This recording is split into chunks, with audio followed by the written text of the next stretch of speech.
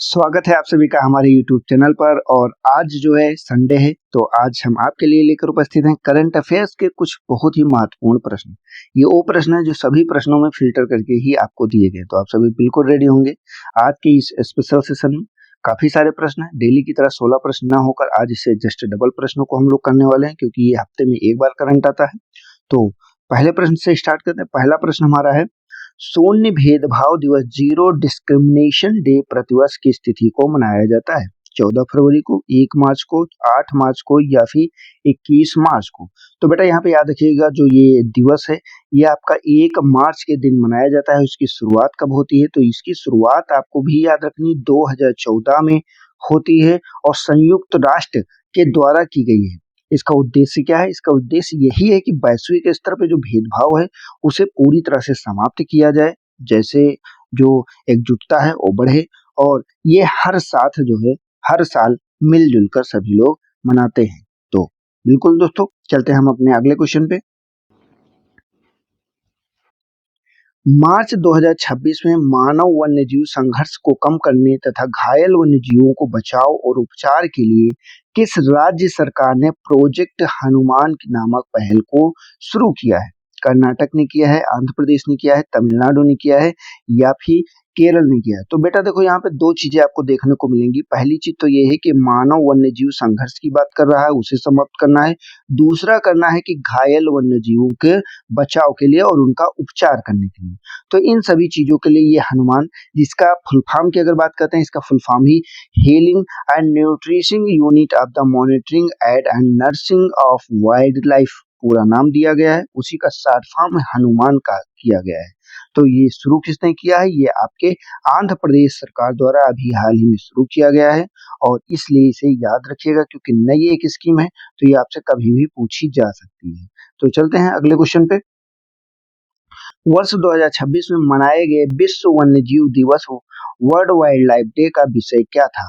तो विषय के बारे में आपको बताना है कि कौन से विषय के तौर पे इसे मनाया गया था। फॉरेस्ट एंड लाइवहुड के रूप में मनाया गया था। तो बेटा देखिए, यहाँ पे जो आपको विकल्प दिए गए, wild life conservation for future हो गया, कंजर्विंग हेल्थ हो गया, हेरिटेज हो गया, लाइवहुड हो गया, biodiversity of the sustainable future हो गया।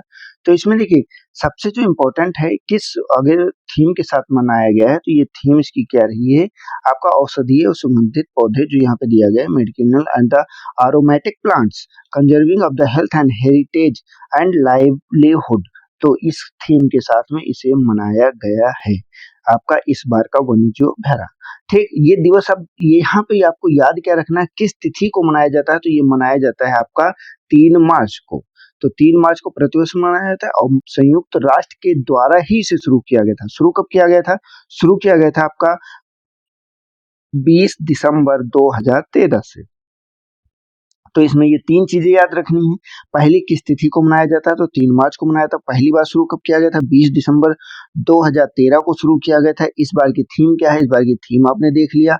और यह दिन जो है क्या है, आपको अगर कहें कि किस चीज के लिए है, तो ये 1973 में एक साइट्स का हम समझौता किया गया था, उस समझौते की ही याद में मनाया जाता है। मतलब उसी लिए इसे मनाना ही शुरू किया गया था, लेकिन शुरू आपका 2013 में किया जाता है। क्लियर? चलते हैं हम अगले क्वेश्चन पे। विश्व नागरिक सुरक्षा दिवस वर्ल्ड सिविल डिफेंस डे प्रतिवर्ष किस तिथि को मनाया जाता है? 26 जनवरी को, 1 मार्च को, 5 जून को या फिर 10 दिसंबर को? तो यहाँ पे आपको बताना है सिंपल सा, ये आपका जो है 1 मार्च के दिन मनाया जाता है। इसका उद्देश्य अगर बात करते हैं, तो कहीं नहीं, आपदा प्रबंधन हो गया, उसमें जो है नागरिक सुरक्षा के महत्व हो गए, और इस क्षेत्र में काम करने वाले जो कर्मचारी होते हैं उनके प्रति जागरूकता को बढ़ाने के लिए और उन्हें सम्मानित करने के लिए इसे मनाया जाता है। इसे मनाने के लिए अंतरराष्ट्रीय नागरिक सुरक्षा संगठन, जिसे ICDO कहा जाता है, द्वारा 1990 में घोषित किया गया था। 1990 से ही इस दिवस को मनाने की शुरुआत की गई है। तो इस चीज को यहाँ पे याद रखिएगा। चलते हैं अगले क्वेश्चन पे। मार्च 2026 में श्रीनगर सेंट्रल जेल की पहली कश्मीरी महिला अध्यक्ष जो सुपरिटेंडेंट है, के रूप में किसे नियुक्त किया गया है? रुखसाना बशीर को, साबा साल को, या फिर शगुफ्त परवीन को, या नुसरत जहां को? तो यहाँ पे आपको याद रखना है जो साबा साल हैं, इन्हें अभी हाल ही में पहली कश्मीरी महिला अधीक्षक सुप्रिंटेंडेंट के रूप में चुना गया है। 2 मार्च 2026 को ये जो है ऐतिहासिक पद उन्हें सौंपा गया, और ये 2012 की अगर बात करते हैं तो जम्मू कश्मीर जो जेके पब्लिक सर्विस कमीशन होता है उसकी अधिकारी के तौर पे इनकी नियुक्ति होती है। तो इस चीज को यहाँ पे याद रखिएगा। चलते हैं अगले क्वेश्चन पे हम। मार्च 2026 में तमिलनाडु ने अपना पहला डार्क स्काई पार्क कहां पर लॉन्च किया है? नीलगिरी हिल्स में, कंडे कनाल में, कोलसी हिल्स, अरियर सोलर रिजर्व फॉरेस्ट में, या फिर यारकैड में? तो बेटा यहाँ पे देखिए क्या पूछ रहा है, तो डार्क स्काई पार्क पूछ रहा है। एक तरह से ये हो गया कि रात में भी आपका ये पार्क खुला रहेगा, अगर देखना चाहें तो देख सकते हैं। तो कहाँ पे शुरू किया गया है? तो ये आपका जो कोल्ली हिल्स है वहां पे इसे शुरू किया गया है, और ये तमिलनाडु सरकार के द्वारा शुरू किया गया है। अच्छा, एक चीज और है इसमें, इसका जो उद्देश्य है प्रकाश प्रदूषण को कम करना है, और एस्ट्रो जो टूरिज्म है, खगोल जो पर्यटन है, उसको बढ़ावा देने की बात की गई है। इसमें जो लागत लगने वाली है 1 करोड़ लगने वाली है। अच्छा हाँ, एक चीज और इसमें इंपॉर्टेंट है कि अगर पूछा जाए, ये तमिलनाडु का पहला है, लेकिन अगर पूछ ले आपको इंडिया का पहला कौन सा है, भारत का पहला कौन सा है, तो यहाँ पे पेंच टाइगर रिजर्व आपको याद रखना है। कौन सा? पेंच टाइगर रिजर्व, वो भारत का पहला है और एशिया का भी पहला आधिकारिक डार्क स्काई पार्क है। इस चीज को याद रखिएगा। चलते हैं अगले क्वेश्चन पे। भारतीय सेना के पश्चिमी कमान, वेस्टर्न जो कमांड है, के अगले general officer commanding in chief के रूप में किसे नियुक्त किया गया है? लेफ्टिनेंट जनरल मनोज कुमार कटियार को, जनरल पुष्पेंद्र पाल सिंह को, जनरल अनिल चौहान को, लेफ्टिनेंट जनरल राजीव घई को? तो यहाँ पे याद किसे रखना है? बी को याद रखना है। आपके जनरल पुष्पेंद्र पाल सिंह जी को यहाँ पे नियुक्त किया गया है। और ये चीज आपको और याद रखनी है कि इसका जो चंडी मंदिर स्थित मुख्यालय 1 अप्रैल 2026 से वो कार्यभार संभालेंगे वहीं पे। और ये आपके क्या है, वर्तमान समय में जो मनोज कुमार कटियार हैं उनका स्थान लेने वाले हैं। इस चीज 2-3 चीजों को आपको याद रखना है। पहली चीज, कौन बने हैं? तो पुष्पेंद्र पाल सिंह बने हैं। कब से बन रहे हैं? तो 1 अप्रैल 2026 से बन रहे हैं। किसकी जगह पे बन रहे हैं? मनोज कुमार कटियार की जगह पे बन रहे हैं। चलते हैं अगले क्वेश्चन पे हम। मार्च 2026 में लगभग 1500 करोड़ रुपए की लागत से बनने वाले कोटा ग्रीनफील्ड हवाई अड्डे की आधारशिला किसने रखी? यहाँ पे आपका विकल्प है अमित शाह है, नरेंद्र मोदी है, ओम बिरला है, या अश्विनी वैष्णव है। तो आप सभी को ये तो क्वेश्चन ऐसे ही टिक कर देंगे कि अपने मोदी जी के होते हुए कोई दूसरा तो रखेगा ही नहीं। तो नरेंद्र मोदी जी ने इसको जो है रखा है। ये एक ऐसा है जो कहीं ना कहीं ऐतिहासिक जो प्रोजेक्ट रहा है, जिसमें पूरी तरह से ग्रीन फील्ड के तौर पे इसे निर्मित किया गया है कोटा हवाई अड्डे को। क्लियर? तो चलते हैं हम अपने अगले क्वेश्चन पे।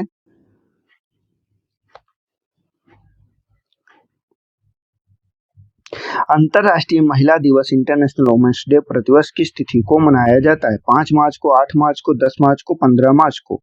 तो आप सभी को याद क्या रखना है? याद यही रखना कि बेटा ये 8 मार्च को मनाया जाता है, और ये कहीं ना कहीं महिलाओं को सम्मान देने के लिए, जो महिलाएं अपनी शख्सियत को निखार कर आगे बढ़ती हैं, उन सभी की याद में या सभी को आगे बढ़ाने के लिए इसकी शुरुआत की जाती है। तो इसे आप याद रखना। अगर बात करते हैं इसकी आधिकारिक तौर पे शुरुआत की, तो इसकी शुरुआत आपकी हो जाती है 1911 में, और इसे जो ऑफिशियल संयुक्त राष्ट्र के द्वारा मान्यता दी जाती है ये 8 मार्च, कब? 8 मार्च 1975 में दी जाती है। 8 मार्च 1975 के बाद से ही जो है इसे मनाया जाने लगा। अगर इस वर्ष की थीम की बात करते हैं तो गिफ्ट टू गेन, दान से लाभ, इसकी थीम रखी गई है, और जो महिलाओं और लड़कियों के सशक्तिकरण के लिए उदारता के सहयोग के संसाधनों को आदान प्रदान करने पर जोर देती है। अच्छा, यहाँ पे संयुक्त राष्ट्र की एक थीम अलग रखी हुई है, वो क्या है? वो है rights, justice, action for all women and girls, सभी महिलाओं और लड़कियों के लिए अधिकार, न्याय एवं कार्रवाई रखी गई है। यहाँ पर एक चीज आपको और याद रखनी है कि जो भारत में राष्ट्रीय महिला दिवस है ये प्रतिवर्ष कब मनाया जाता है? तो ये आपका 13 फरवरी को मनाया जाता है। इस चीज को स्पेशल याद रखिएगा कि 13 फरवरी को राष्ट्रीय स्तर पर मनाया जाता है, और ये जो आपकी भारत कोकिला के नाम से जो सरोजिनी नायडू प्रसिद्ध है, उनकी जन्म दिवस के तौर पे मनाया जाता है। क्लियर? चलते हैं हम अगले क्वेश्चन पे। नागरिकता संशोधन अधिनियम सीएए 2019 के तहत भारतीय नागरिकता प्राप्त करने वाली पहली घोषित विदेशी कौन बनी है? रेखा दास, दीपाली दास, ममता सरकार या फिर सुष्मिता बोर ठाकुर। तो यहाँ पे याद रखिएगा दीपाली दास जो है ऐसी पहली व्यक्ति बन गई हैं जिन्हें जो है इस नागरिकता संशोधन अधिनियम के तहत पहली महिला बनाया गया है, मतलब पहली नागरिक बनाया गया। ये कहाँ की रहने वाली है? ये असम की रहने वाली है, 60 वर्षीय हैं। अब देखिए ये इसमें खास क्या हो जाता है?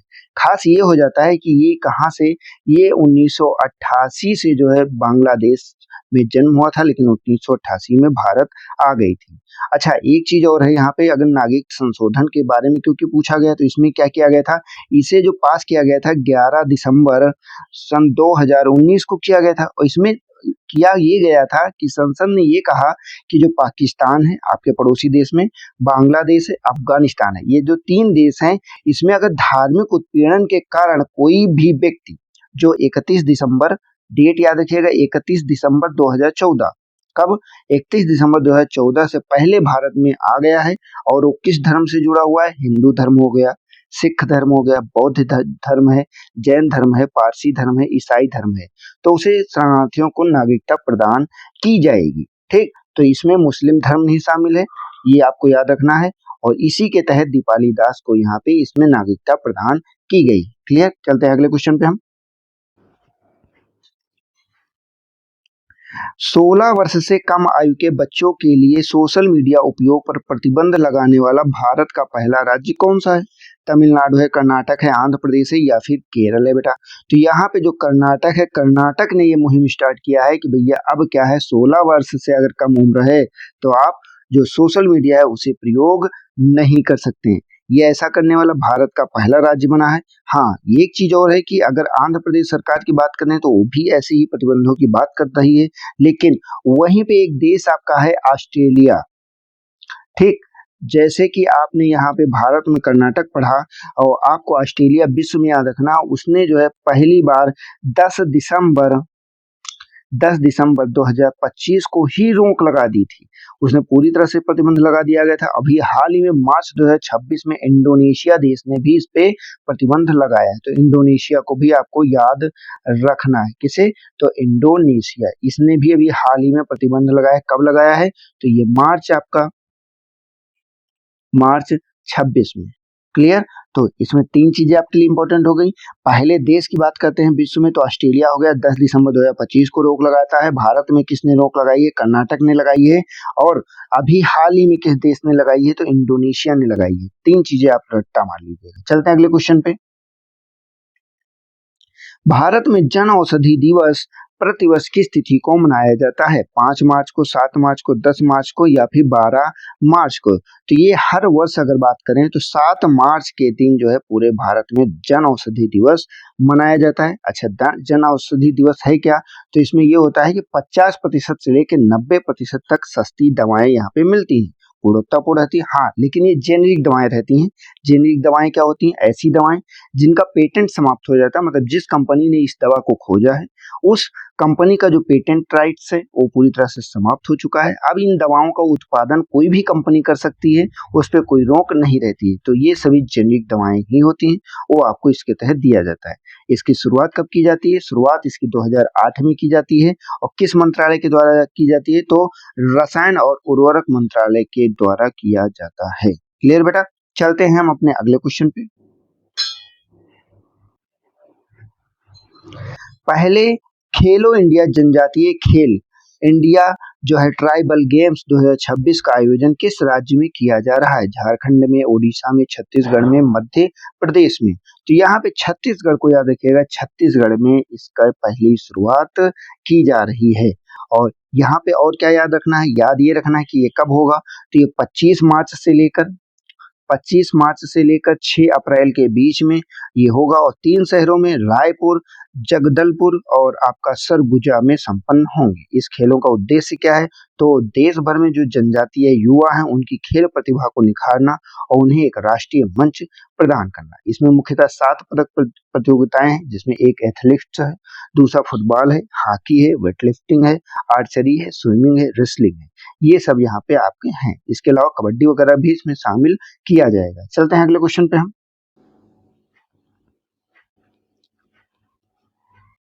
मार्च 2026 में लाइफ टाइम लिबर्टेरियन पुरस्कार से सम्मानित होने वाले पहले भारतीय कौन बने, ये से भी याद रखिएगा क्योंकि पहला अवार्ड है जो भारतीय ने जीता है। अमर्त्य सेन, गुरुचरण दास, शशि थरूर या फिर रामचंद्र गुहा। तो यहाँ पे बेटा गुरुचरण दास जी ने इस अवार्ड को जीता है, इसलिए इसे आपको याद रखना है। ठीक, अब यहाँ पे बात ये आ जाती है ये कैसे दिया जाता है, कब मिलता है, तो ये वैश्विक स्तर पे स्वतंत्रता एवं उदारवादी जो विचार होते हैं उसको बढ़ावा देने के लिए प्रदान किया जाता है। और ये 5 मार्च 2026 को भारतीय लेखक जो हैं गुरचरण दास, उनको ये सम्मान दिया गया है। अच्छा, ये दिया किसके द्वारा दिया जाता है, तो ये लिबर्टी इंटरनेशनल के द्वारा दिया जाने वाला एक प्रतिष्ठित पुरस्कार होता है। क्लियर, चलते अगले क्वेश्चन पे हम। भारत में पहली पूरी तरह से कार्यात्मक मतलब वर्किंग जो है अवस्था में रिंग मेट्रो किस शहर में मार्च 2026 में शुरू की गई, मुंबई में, बेंगलोर में, दिल्ली में, हैदराबाद में। तो बेटा इसमें याद रखिएगा दिल्ली, क्योंकि आपको ये भी याद रखना है कि दिल्ली ही ऐसी मेट्रो है जो पूरी तरह से सबसे बड़ी मेट्रो के तौर पे मानी जाती है और सबसे बड़ी मेट्रो है। क्लियर, अब देखिए इसमें जो शुरुआत की गई है रिंग मेट्रो, रिंग मेट्रो आखिर होती क्या है। रिंग मेट्रो एक रिंग का आकार हो जाता है, मतलब गोल गोल हो जाता है। देखिए यहाँ पे आपको दिखा भी रहे हैं। अब रिंग मेट्रो जो है इसमें पिंक लाइन का विस्तार किया गया है, इसमें टोटल जो इसकी डिस्टेंस कर दी गई 7.5 किलोमीटर कर दी गई है और ये एक लूप के साथ शहर के बाहरी जो है एरिया में चलेगा। अगर मतलब इसमें आप चाहें तो बिना आपका राजीव चौक जो एक मेन मेट्रो स्टेशन इसका पड़ता है उसको बिना गए हुए आप पूरे जो बाहर का पूरा दिल्ली का एरिया है उसका चक्कर लगा सकते हैं। तो जहां से आप शुरू करेंगे, मान लीजिए लाजपत नगर से आपने शुरू किया तो पूरा राउंड करते हुए आप लाजपत नगर आ सकते हैं और फिर से लाजपत नगर से आगे मतलब एक लूप में ये परमानेंट चलने वाली ट्रेन बन जाएगी। क्लियर, चलते हैं हम अपने अगले क्वेश्चन पे। मिजो भाषा भारत की भारतीय संविधान की 8वीं अनुसूची में शामिल करने के लिए किस राज्य की विधानसभा ने सर्वसम्मत प्रस्ताव को पारित किया है, नागालैंड में, मिजोरम ने, मणिपुर में या फिर त्रिपुरा ने। तो यहाँ पे याद रखिएगा मिजोरम सरकार ने भी किया है जो मिजो भाषा को 8वीं अनुसूची में दर्जा देने का प्रयास कर रही है। लगभग 35 वर्षों से ये प्रयास चल रहा है लेकिन अभी तक का ये प्रयास पूरा नहीं हुआ है। और अगर बात करते हैं 8वीं अनुसूची को, तो ये वो अनुसूची है जिसमें टोटल आपकी 22 भाषाओं का वर्णन किया गया है और ये आधिकारिक भारतीय भाषाएं होती हैं। जब संविधान लागू किया गया था तब इसमें सिर्फ 14 भाषाएं थी, बाद के कुछ संविधान संशोधन के माध्यम से इसमें भाषाओं में बढ़ोतरी की गई और अन्य भाषाओं को इसमें सम्मिलित किया गया। अगर वर्तमान समय की बात करते हैं कि कितनी भाषाओं को इसमें सम्मिलित किया गया है, तो यहाँ पे आप देख सकते हैं जैसे असमिया हो गई, बांग्ला हो गई, गुजराती हो गई, हिंदी, कन्नड़, कश्मीरी, कोंकणी, मलयालम, मणिपुरी, मराठी, नेपाली, उड़िया, पंजाबी, संस्कृत, सिंधी, तमिल, तेलुगु, उर्दू, बोडो, मैथिली, संथाली। ठीक, मोर इसके अलावा आपकी कौन सी भाषा है, यहाँ पे हम आपको बोडो हो गई, डोंगरी हो गई, मैथिली हो गई, संथाली हो गई। ठीक, ये आपकी टोटल 22 भाषाएं यहाँ पे दी गई हैं। ठीक, चलते हैं अगले क्वेश्चन पे हम। मार्च 2026 में नौसेना आयुध महानिदेशक जो डायरेक्टर जनरल हैं इनमें के रूप में किसने कार्यभार को ग्रहण किया है, दिवाकर जयंत ने, बीपी सिंह ने, राजीव सक्सेना ने, अजय कुमार ने। तो इसमें बेटा आपको याद रखना है जो आपके बीपी सिंह हैं, बीपी सिंह ने इसका कार्यभार संभाला है और ये नौसेना आयुध सेवा के 1994 बैच के अधिकारी हैं और दिवाकर जयंत का स्थान लेंगे। किसका स्थान लेंगे, दिवाकर जयंत का स्थान लेने वाले हैं बीपी सिंह। तो इस चीज को यहाँ पे याद रखिएगा। चलते अगले क्वेश्चन पे हम लोग। मार्च 2026 में 1 घंटे में सबसे अधिक पौधे लगाकर गिनीज वर्ल्ड रिकॉर्ड किस शहर में बनाया गया है, लखनऊ में, वाराणसी में, भोपाल में या फिर जयपुर में। यहाँ पे एक प्रश्न और आपसे पूछा जा सकता है कि अभी हाल ही में चीन को पीछे छोड़ते हुए किस जो है शहर ने सबसे ज्यादा पौधारोपण का जो है रिकॉर्ड दर्ज किया है। तो यहाँ दोनों का आंसर एक ही होगा, वाराणसी आपका। अभी हाल ही में जो वाराणसी है वहां पर 350 बीघा में क्या 1 घंटे के अंतर्गत कितने 1 घंटे के अंतर्गत 2.5 लाख जो है पौधे लगाकर गिनीज वर्ल्ड रिकॉर्ड स्थापित किया गया है। जो मियावाकी तकनीक है उसका प्रयोग यहाँ पे किया गया है और इसमें आपका कहीं ना कहीं शहरी वन विकसित करने के उद्देश्य से इसे लगाया गया है। और चीन का अगर रिकॉर्ड की बात करते हैं तो वहां पे 1.53 लाख मतलब कि 1.5 लाख का रिकॉर्ड रहा है और भारत ने इसे 2.5 लाख रिकॉर्ड बनाया हुआ है। क्लियर, चलते हैं अगले क्वेश्चन पे हम।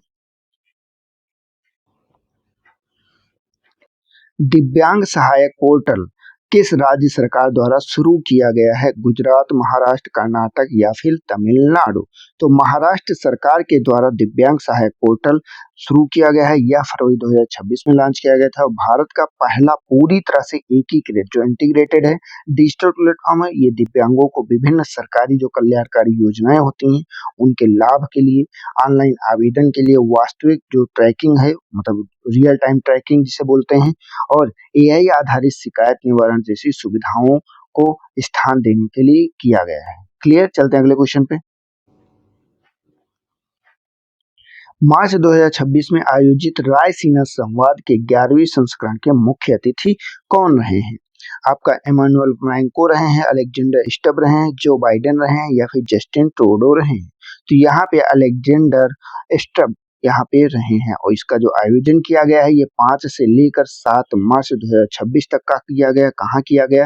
आपका नई दिल्ली में किया गया है और इसमें लगभग कितने देशों ने हिस्सा लिया? तो 110 देशों ने हिस्सा लिया और प्रतिभागियों ने कितने हिस्सा लिया? तो 2700 प्रतिभागियों ने हिस्सा लिया। इसका उद्घाटन किसके द्वारा किया गया है? तो अपने मोदी जी के द्वारा किया गया है और इसके विषय की अगर बात करते हैं तो संस्कार, अभिकथन, सामंजस्य और उन्नति, ये इसके मुख्य विषय के तौर पे रहे हैं। इसका आयोजन कौन कर रहा है? तो विदेश मंत्रालय के द्वारा किया जा रहा है। क्लियर? चलते हैं जो है हम आगे। अब यहाँ पे एक प्रश्न आपसे छोटा सा और बनता है कि यहाँ पे जो आपके अलेक्जेंडर स्टब हैं ये किस देश के राष्ट्रपति हैं? तो ये बेटा फिनलैंड के राष्ट्रपति हैं। क्लियर? तो जो भी पूछा जाए वो आप इसे करिएगा। चलते हैं हम अगले क्वेश्चन पे। मार्च 2026 में ब्रिटेन में एस्मोलियन संग्रहालय ने 16वीं सदी में जो थिरुमंगई अलवर की कांस्य प्रतिमा है भारत को लौटाई है। यह मूर्ति मूल रूप से किस राज्य के मंदिर से चुराई गई थी? ठीक, कर्नाटक हो गया, तमिलनाडु, आंध्र प्रदेश या फिर केरल?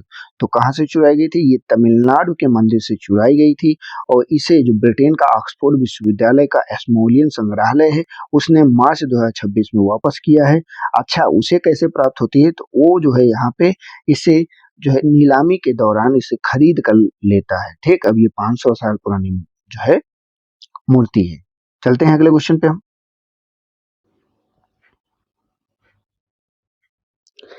विश्व मोटापा एटलस 2026 वर्ल्ड ओबेसिटी एटलस 2026 के अनुसार बच्चों में अधिक वजन और मोटापे के मामले में भारत का विश्व में कौन सा स्थान है? पहला है, दूसरा है, तीसरा है या फिर चौथा है? तो बेटा यहाँ पे कौन सा स्थान है? कि दूसरा स्थान है। इसमें क्या है? भारत बच्चों में अधिक वजन, मोटापे और मामले में सबसे पहले मतलब दूसरे पे रहा है। अगर बात करें पहले पे कौन रहा है तो पहले पे जल्दी से बता दीजिए कौन रहा है। उसके पहले हम ही आपको बता दे रहे हैं, यहाँ पे सबसे अधिक मोटापा वाला देश आपका रहा है चीन। ठीक, जहाँ सबसे ज्यादा आबादी वहां पे सबसे ज्यादा। अच्छा, इसके बाद कौन रहा है? इसके बाद अमेरिका रहा है। पहले पे आपका चीन आ गया है, दूसरे पे आपका भारत है ही, तीसरे पे आपका यूएसए है। इन तीनों देशों के नाम आपको याद रखने हैं। क्लियर? चलते हैं हम अगले क्वेश्चन पे। उसके पहले ये एक डेटा भी है, डेटा भी देख लीजिए। यहाँ पे अगर जनसंख्या की बात करें तो यहाँ पे 149 करोड़ है जो 5 से 9 साल के बच्चे हैं, ये मोटे हैं, और 2.64 करोड़ बच्चे हैं जो 10 से 19 साल हैं। ये क्या है? ये मोटे बच्चे पाए गए हैं। क्लियर? देख लीजिए मोटा सा बच्चा यहाँ पे बना भी हुआ है। चलते हैं अगले क्वेश्चन पे हम। मुथारय्यर वंश के तंजावुर सम्राट पेरुविंडगु मुथैय्यर द्वितीय, जिसे सोरन मारन के नाम से जो है जाना जाता था, और सम्मान में एक डाक स्मारक टिकट जारी किया गया है। तो ये टिकट किसके द्वारा जारी किया गया? द्रौपदी मुर्मू हो गई, नरेंद्र मोदी, सीपी राधाकृष्णन या फिर धर्मेंद्र प्रधान? तो यहाँ पे याद रखना है आपके जो उपराष्ट्रपति आपके अभी के हैं सीपी राधाकृष्णन, इनके द्वारा जो है इस डाक टिकट को जारी किया गया है और ये एक जो नई दिल्ली में विशेष कार्यक्रम के दौरान जारी किया गया है। ये तमिल इतिहास में जो गुमनाम नायक हैं उनको मान्यता देने के लिए इसकी पहल की शुरुआत की गई कि जहाँ के भी ऐसे महान नायक हैं उनको हम लोग कहीं न कहीं पहचान प्रदान करें। क्लियर? चलते हैं अगले क्वेश्चन पे। ग्रीन हाइड्रोजन और अमोनिया के लिए समर्पित टर्मिनल जो 797 करोड़ की लागत से तैयार किया जा रहा है, किस बंदरगाह पे विकसित किया जाएगा? कांडला पोर्ट पे, पारादीप पोर्ट पे, विशाखापट्टनम पोर्ट पे या फिर कोचीन पोर्ट पे? तो यहाँ पे सिंपल सा आपको याद रखिएगा, ग्रीन हाइड्रोजन और अमोनिया दोनों से संबंधित है और इसे शुरू किया गया है आपके पारादीप पोर्ट पर। ये कहाँ पे है? तो ये आपके ओडिशा में स्थित है।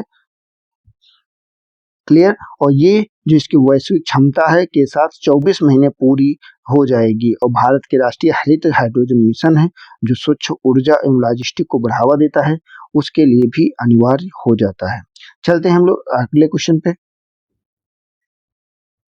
रणजी ट्रॉफी 2025-26 का खिताब किस टीम ने पहली पारी में की बढ़त के आधार पर जीतकर इतिहास रचा है? कर्नाटक है, मुंबई है, जम्मू कश्मीर है या फिर सौराष्ट्र है? तो यहाँ पे जम्मू कश्मीर को याद रखिएगा, इसने जो है अभी कर्नाटक को हराकर एक ऐतिहासिक रणजी ट्रॉफी जीती है।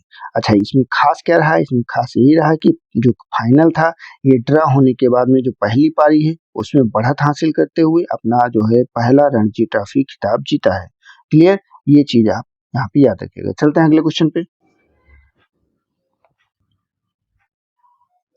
भारत की पहली ह्यूमैनिटी फर्स्ट एआई सिटी कहाँ स्थापित की जाएगी? हैदराबाद, लखनऊ, बेंगलोर या फिर पुणे?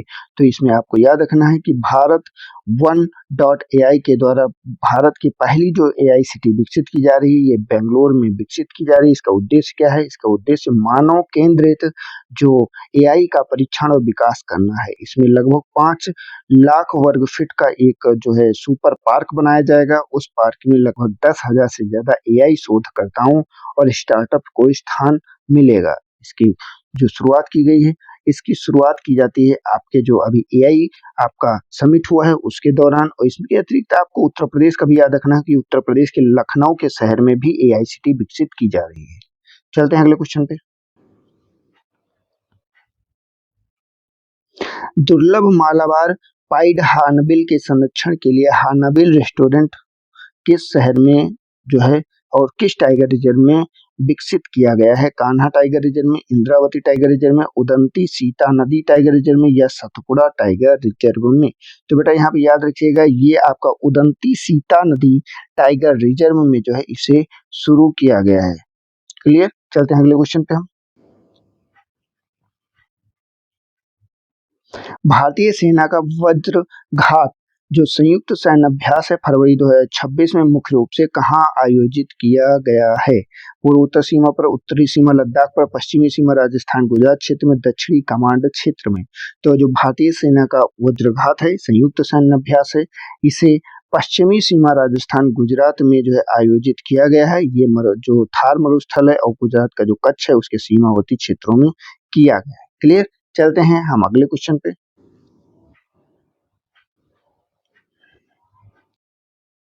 महिला अंतर्राष्ट्रीय क्रिकेट में सबसे अधिक मैच 356 खेलने वाली पहली भारतीय खिलाड़ी कौन बनी है? मिताली राज, सूजी बेट्स, हरमनप्रीत कौर, स्मृति मंधाना? तो यहाँ पे बेटा याद रखिएगा, हरमनप्रीत कौर जो है ये खिताब जीती हैं, मतलब ये रिकॉर्ड अपने नाम किया है। उन्होंने फरवरी 2026 में जो ऑस्ट्रेलिया के खिलाफ T20 मैच खेलकर जो न्यूजीलैंड की सूजी बेट्स हैं जिनका 355 का रिकॉर्ड था उसे तोड़ दिया है। और ये मिताली राज का जो 333 का मैच का रिकॉर्ड है उसे भी पीछे छोड़ दी है। अब यह इनके नाम पे है, हरमनप्रीत कौर के नाम। क्लियर? चलते हैं अगले क्वेश्चन पे। मधुमक्खी कॉरिडोर जिसे बी कॉरिडोर कहते हैं पहल किस संस्थान द्वारा शुरू की गई है? भारतीय वन सर्वेक्षण के द्वारा, राष्ट्रीय हरित अधिकरण के द्वारा, भारतीय राष्ट्रीय राजमार्ग प्राधिकरण के द्वारा या पर्यावरण मंत्रालय के द्वारा? तो बेटा भारतीय राष्ट्रीय राजमार्ग प्राधिकरण के द्वारा जो है इस योजना को शुरू किया गया, इस पहल को शुरू किया गया। इसका उद्देश्य क्या है? जो राष्ट्रीय राजमार्ग है उसके किनारे मधुमक्खियों और अन्य जो परागकर्ता हैं उनके अनुकूल वनस्पति लगाकर जैव विविधता को बढ़ावा देना। और इसके दौरान लगभग 40 लाख पेड़ों का लगाने का लक्ष्य रखा गया है। क्लियर बेटा? चलते हैं अगले क्वेश्चन पे। और ये आज का हमारा अंतिम क्वेश्चन है। इस प्रश्न का उत्तर आपको कमेंट बॉक्स में देना है। यूरोपीय संघ का पहला यूरोपीय लीगल गेटवे ऑफिस कहाँ पर स्थापित किया गया है?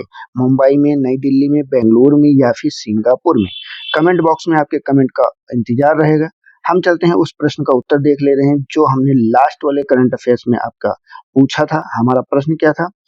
T20 क्रिकेट के इतिहास में 700 विकेट लेने वाले पहले गेंदबाज कौन बने हैं? लसित मलिंगा बने, सुनील नारायण है, राशिद खान है या फिर ड्राविड ब्रावो हैं। तो यहाँ पे राशिद खान का नाम आता है। अफगानिस्तान के star leg spinner Rashid Khan ने ये रिकॉर्ड अपने नाम किया है। उन्होंने लगभग 700 T20 विकेट लेने का इतिहास रचा है। अच्छा, उन्होंने ये रिकॉर्ड जो बनाया है कितने मैचों में बनाया है, तो ये 518 मैच में उपलब्धि हासिल की है। क्लियर? तो इस चीज को यहाँ पे भी याद रखिएगा। तो आज के सेशन में हम लोग इतना ही रखते हैं। हम लोगों को मिलेंगे नेक्स्ट सेशन में, लेकिन डेली जो हमारा आपका जीएस का पॉइंट के क्वेश्चन चल रहे हैं उसके लिए हमारे चैनल को सब्सक्राइब कीजिए और डेली 8 बजे आपको एक वीडियो मिलता है। हमारे जो है वीडियो को लाइक कीजिए, अधिक से अधिक अपने दोस्तों को शेयर कीजिए ताकि आप तक हम पहुंच सके।